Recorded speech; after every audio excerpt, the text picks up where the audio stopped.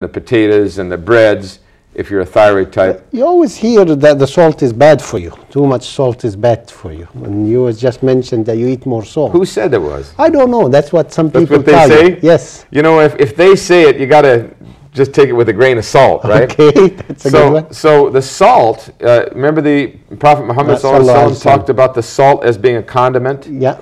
And the salt under the tongue to prepare the digestion. And the Romans would give you a sack of gold for a sack of salt. So it was very valued. Now today, the doctors are erroneous on this. We need salt in the form of sea salt because salt's the #1 electrolyte. But in particular, if you have weak glands and you're tired and dizzy and irritable, then if you add a little sea salt to the diet, you get strength. Okay, we have to go for a break. This is very interesting. Please stand by.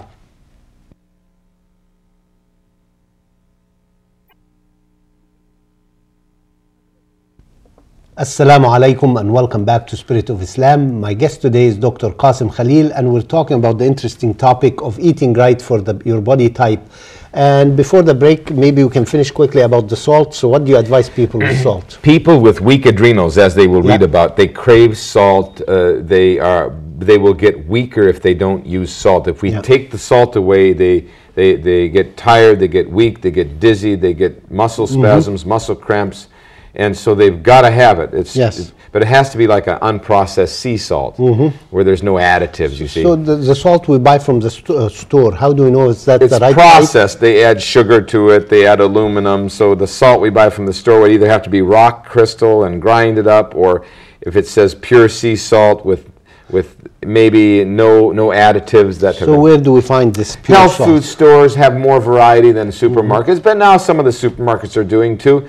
If you're a thyroid type, the best way to get your salts is in red meat and seafood and fish, and you've already craving that.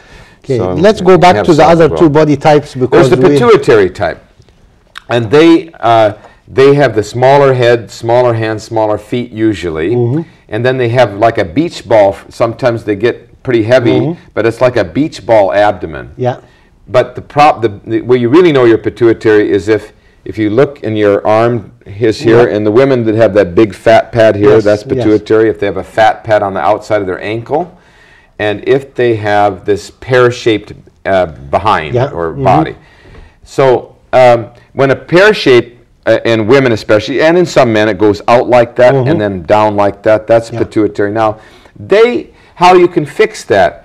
They do all right with seafood. The meat in their case should be lean, whereas the thyroid type can have the fat and the meat. If it's our natural meat, you know, it can't be this hormone meat. It has to be grass-fed, you see. Okay, Now, but the pituitary type should be only very lean red meat, more nuts and seeds and berries and vegetables and salads, not too much saturated fat. But that's not true of the other two types. The other two get to have their glory with some full-fat, yogurt, and they can have eggs. So am I supposed to have full fat as a thyroid type? Yes. Roger Williams did the study where he showed that when they gave skim milk to the rats, it ate up their arteries. Why? Yeah, because it's artificial. It's a corrupt. But when you give the pure whole food, the whole milk did not ruin the arteries at all. Not at all. And I saw a lot of problems when I was in England giving the Expo seminar in London. Yeah. And then the people of the Islam came to me, the women especially, some of the men. I have this problem. Can you help me? Yeah. And I saw their health challenges. And I saw that they don't understand nutrition. They got caught up in... And I'd say most of us don't really. No human being understands it well. But what was interesting is that they got a little bit caught up in this medical model, where the doctors say you should eat corn oil, where the doctors don't let you eat the ghee anymore, and you lose your ethnic. That's why I mentioned that. So many ethnics have lost their ethnic power because they've switched to what the medical system says. Yes. Where they should be having the whole milk yogurt like they used to. They should be having the grass-fed animal like they used to. They can have the eggs, the natural eggs. They don't have to go off of that stuff. So, and especially if you're a thyroid type, you have to have it. If you're an adrenal type, you should also have pure whole fat foods, including some lamb and beef. Yeah. So what's the fourth type? We've covered three. The fourth type is the combination type, where they're neither one of us, we're both thyroid types. Okay.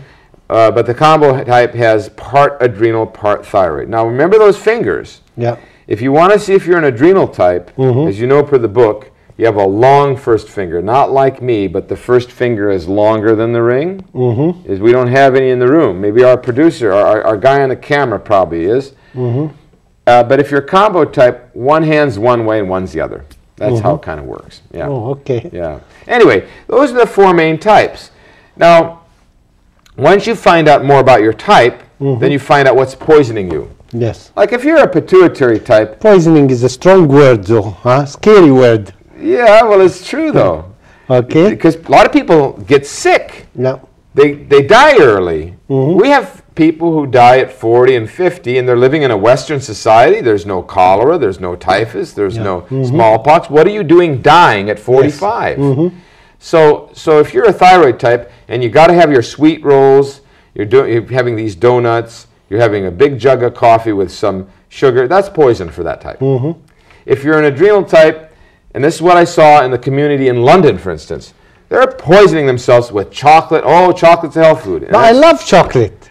Well, for you, it's not quite as bad. It's not great. But you love it, but it might be causing you all sorts of issues.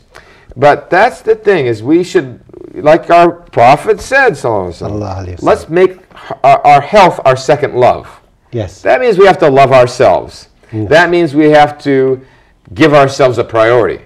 That means we can't be hurting ourselves. That means we have to love our Creator enough, who made us, to take care of ourselves. There was no one more fastidious than the Jesus Christ or the Prophet Muhammad about their health, their dress, especially the Prophet Muhammad, because you have such a history with him. Yes. You know what he did and where he was, and you know what he ate and what he didn't eat, what he liked and what he didn't like. Yes. You know how he took care of his teeth and his toenails. Yeah. You know what he did with his hygiene. You know what he did with the public's hygiene. You know what he did with the community. And this is a wonderful thing about Islam. It touches every aspect and tells us what's good for us and what we should be doing. Everything. A whole system to protect the people. Yes. He even told the people to wash the urine off their privates, not just for the odor, but for germs. Yes. He reinstituted circumcision, which Jesus tried to do, and they yanked it from him too. You know, because if you don't circumcise, you can give your wife cervical cancer. You know, that's new. I've never heard that. Absolutely. SubhanAllah. And uterine cancer too. Is that studied and well published? Very well published. Because you know, you got a lot of people who say it should be a choice or. A choice, so that you say no and then you give somebody a disease. Okay. Yeah. And also women who have intercourse with uncircumcised men are at a higher risk for kidney stones and kidney infections. It's all published. Subhanallah. I mean, it makes sense. The preface is there to protect probably the glands from being damaged in utero. Once it's out and the baby's out a while, or whatever the age, there's no need, you know, and you know they're on their 2 feet. Yeah. Then you take it, or earlier. But the point is, he left a system. There are wonderful things in Judaism. There are wonderful things in the Christianity. There are wonderful things in the Buddhist teachings. There are wonderful things in the Oriental teachings. The only thing we have that's a system is the latest one. Yeah. The more modern one, which is so helpful to the people that they can benefit from a system that's not from a man, but from a man who couldn't read or write, who had to get it from some other source, and it couldn't have been from the devil. Yes. It's all good. So that means good. That means the God, you know. So this is something some listeners may have heard new, but that's what, it's not a religion. It's a way of existing on this planet. Not just, oh, I'm going to be poor and wear the rags and be, you know, a monk and meditate because this life means nothing. Why would he say all this stuff about how to clip your nails? One of the ways you can get parasites is not to clip your nails. Why is that? Well, because when you go to the bathroom, obviously something is working. You're trying to work on that situation, and the stuff gets underneath the fingernails. Yeah. And if the child chews on the nails, if he has eggs of the parasite, he's going to re-inoculate himself. Even adults.